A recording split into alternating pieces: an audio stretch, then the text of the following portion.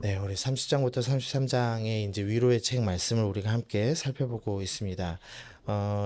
12장, 12절부터 14절에서 이스라엘의 이 매우 지금 현재 이 비참한 상태가 드러나고 있는데, 이 먼저 12절 말씀 보시면 상처를 고칠 수 없는 부상이 매우 중하다라고 이제 되어 있습니다. 삶이 완전히 망가져서 이제 정상적인 기능을 할 수 없는 이스라엘의 모습을 드러내고 있습니다. 또 13절에서는 내 송사를 처리할 재판관이 없다라고 되어 있습니다. 그 재판관이 없다는 말은 이제 정의가 작동하지 않는다는 말이죠. 악인이 득세하고 의인이 패망하는 사회, 특별히 이 강대국들이 이 이스라엘을 노력하고 탈취하는 그런 비참한 상태에 처해 있다라고 지금 설명을 합니다.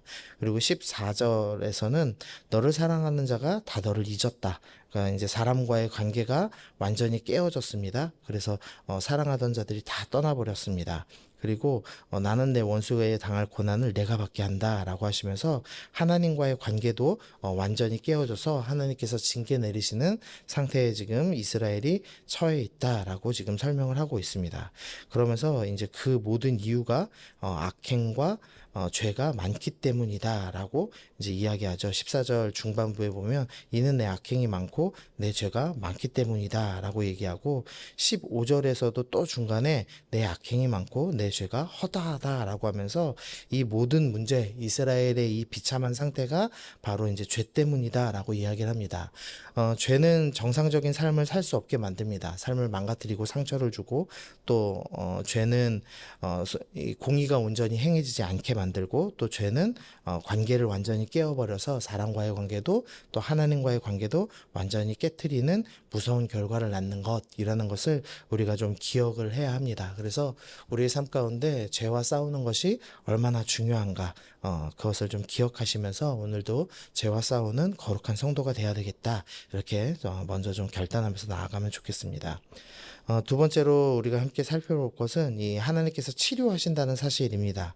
이 15절 보시면 너는 어찌하여 내 상처 때문에 부르짖느냐라고 하는데 이스라엘이 지금 상처 때문에 또 공의가 일어나지 않기 때문에 관계가 완전히 깨어졌기 때문에 지금 이제 고통을 호소하고 있는 모습을 보여주고 있습니다. 그래서 15절까지는 완전히 망가져버린 이스라엘의 모습이 드러납니다.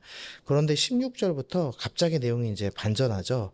그러므로 너를 먹는 모든 자는 잡아먹힐 것이며 하면서 이 이스라엘 백성을 공격하는 자들이 먹힐 것이다. 그러면서 17절에는 너의 상처로부터 새살이 돋아나겠다라고 하면서 치료될 것이다, 회복될 것이다 라는 이야기를 합니다. 그러니까 공의가 회복되지 않습니다. 재판관이 없습니다. 라고 이야기를 했는데 다시 공의가 회복되어서 이제 이스라엘을 공격하던 강대국들이 다시 이제 원래대로 이제 너를 탈취해 간 자들이 탈취를 당하게 될 것이다. 너에게 노략질한 자들이 노략물이 되리라라고 하면서 공의가 회복될 것입니다를 이제 말씀해 주고 있습니다. 오늘 말씀 제일 마지막에 있는 23절과 24절 말씀 보시면 거기에 이제 보라 여호와의 노여움이 일어나 폭풍과 회오리 바람처럼 악인의 머리 위에 회오리 칠 것이다. 그다음에 24절에 여호와의 진노는 그의 마음에 뜻한 바에 행하여 이루어질 것이다라고 하면서 악인에게 심판이 미칠 것이다라는 구절이 있습니다. 이 23절을 그냥 아무 생각 없이 읽으면은 이게 지금 죄를 지은 이스라엘을 책망하시는 것인지 아니면 이스라엘을 공격한 강대국을 책망하는 것인지 좀 내용이 이해하기가 어려운데요. 지금 이 말씀은 예레미야 23장 19절과 20절에 있는 말씀이 그대로 지금 반복되고 있습니다.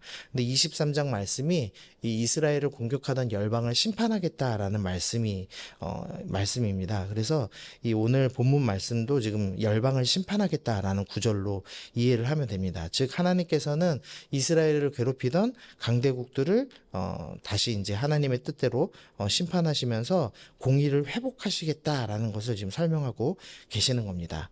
그리고 17절 이 후반부에 보시면 내가 너의 상처로부터 새살이 돋아나게 하며 너를 고치리라 하면서 하나님께서 상처를 치유하시고 다시 이제 온전한 삶을 살 수 있게 하시겠다라고 말씀합니다. 그리고 이제 19절과 20절 보시면 특별히 이제 19절 후반부 보시면은요, 내가 그들을 존귀하게 하고 하리니 그들은 비천하여지지 아니하리라. 다시 사람들 사이에서 존귀해져서 사람들과의 관계가 회복됩니다. 그래서 20절 말씀, 그의 자손은 예전과 같겠고 그의 그 회중은 내 앞에 굳게 설 것이다 라고 하면서 이제 회중이 다시 하나님 앞에 서게 된다라고 이야기를 합니다.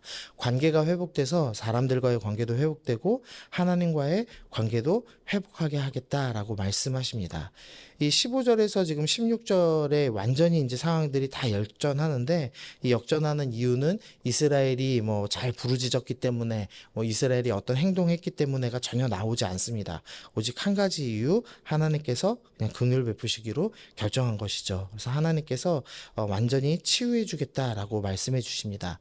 우리 삶의 죄로 인해서 어떤 문제가 발생했을 때 그것을 회복시켜 주실 수 있는 분은 오직 한 분이시죠. 하나님밖에 없으십니다. 하나님께서 우리를 치료하시고 회복하시는 분이심을 기억하시면서 이렇게 죄로 인해서 그리고 우상 숭배로 인해서 완전히 망가졌던 이스라엘도 주님께서 회복하여 주신다면 나의 삶의 문제에도 주님께서 회복하여 주시겠구나라는 것을 기억하시고, 하나님, 내가 회복하시는 하나님, 치료자 하나님을 의지하며 신뢰하며 나아가겠습니다. 그렇게 결정하시면서 오늘 나아가시면 좋겠습니다.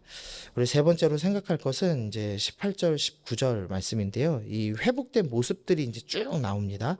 18절 말씀 보시면 여호와께서 말씀하시니라, 보라 내가 야곱 장막의 포로들을 돌아오게 할 것이다. 우리가 어제 살펴보면서 이 남유다만 회복시키시는 게 아니라 북이스라엘까지 회복시키신다라고 말씀하셨죠. 그래서 이제 유다라고 표현하지 않으시고 야곱이라는 표현을 하시면서 남유다 북이스라엘을 다 회복시켜 주십니다. 그러면서 먼저는 포로가 돌아오게 하시고, 그다음 또 쭉 보시면 그들의 거처들의 사랑을 베풀 것이라, 성읍은 그 폐허된 언덕 위에 건축될 것이요 하면서 무너진 성읍이 회복됩니다 라고 합니다. 그리고 그 다음에 그 보루는 규정에 따라 사람이 살게 되리라 돼 있습니다. 여기서 이제 보루는 요새를 의미합니다. 요새가 다시 세워지고 그 요새 안에 사람이 산다라는 말은 강대국들이 요새를 가만두지 않겠죠. 그래서 바벨론이 와서 요새들을 다 무너뜨렸는데 다시 요새가 세워지고 그 요새 안에 사람이 산다는 것은 이제는 강제국의 압제를 받지 않는 상태가 된다라는 것을 지금 18절이 보여줍니다.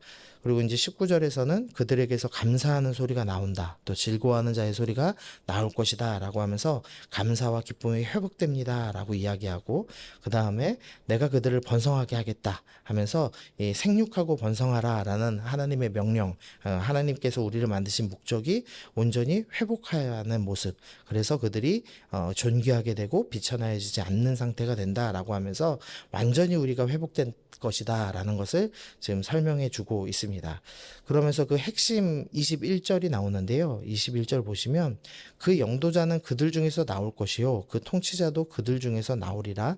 내가 그를 가까이 오게 하리니 그가 내게 가까이 오리라. 참으로 담대한 마음으로 내가 가까이 올 자가 누구냐? 여호와의 말씀이니라. 지금 이제 통치자가 다시 세워집니다. 근데 영도자는 그들 중에 나오고 통치자는 그들 중에 나온다 하니까 이제 앞으로 여러 지도자가 나오나 보다 이제 이렇게 생각하기 쉬운데, 분명히 이제 그 다음에 내가 그들이 아니라 그를 가까이 오게 하죠. 한 분인 통치자가 세워진다라고 지금 고백을 하고 있는 겁니다. 근데 이 통치자의 특징이 있는데 그가 내게 가까이 오리라. 하나님께 가까이 간 통치자입니다. 그러니까 정치 지도자죠, 통치자는. 그러면서 동시에 하나님과 매우 가까이 있는 종교적인 지도자를 이야기하고 있습니다.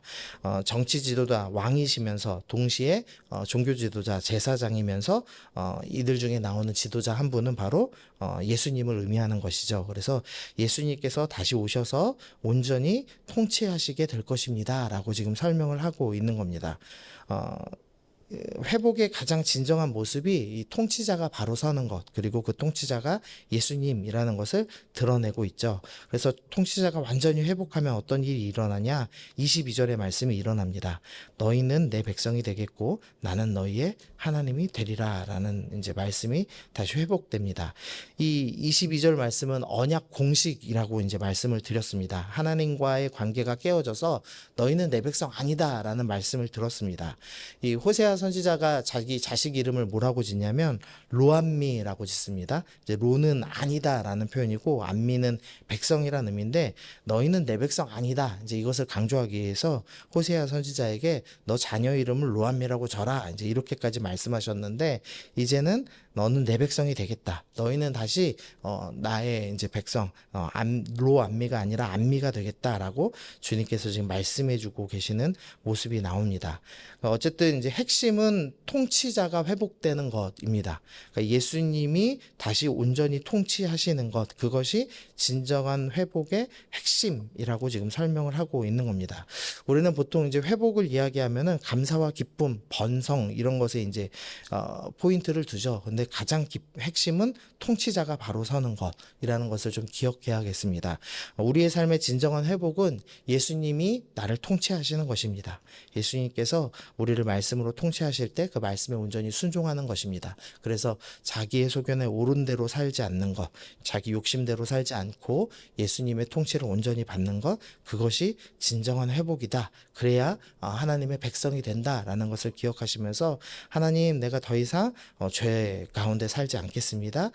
회복하시는 주님의 통치를 기쁨으로 받겠습니다. 하나님 말씀에 온전히 순종하겠습니다. 라고 결단하시면서 오늘도 나아가시는 여러분 됐으면 좋겠습니다. 그래서 우리 말씀 적용하실 때 우리 죄의 결과가 얼마나 비참한지를 좀 기억하시면 좋겠습니다. 삶을 망가뜨리고 정의가 이루어지지 않고 하나님과 사람의 관계가 다 깨어졌다는 것을 좀 기억하시면서 치료하시는 하나님, 내 모든 망가진 삶을 회복하여 주옵소서. 그러기 위해서는 반드시 내가 온전한 통치받아야 됨을 좀 기억하시면서 하나님, 내가 오늘도 말씀에 순종하며 하나님의 통치받는 삶 살기를 소원합니다. 주님의 백성 되길 소원합니다. 우리 그렇게 오늘도 기도하면서 나아가겠습니다.